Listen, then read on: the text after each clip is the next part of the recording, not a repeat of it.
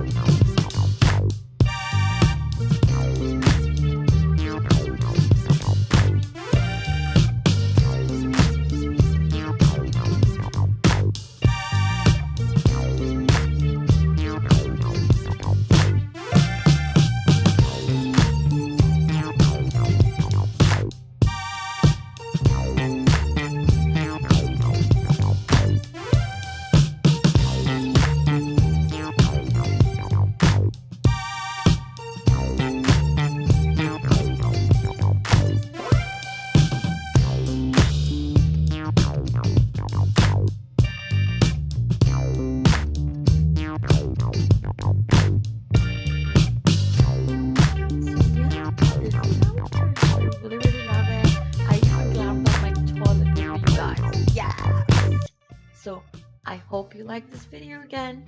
You guys, it's super pretty. I'm so excited. Oh my god. Yes. So I added my soaps on there with some succulents that I got from the Dollar Tree. And I hope you guys like this video. Don't forget to hit the like button. I'll see you in my next one, guys. Bye. Ciao.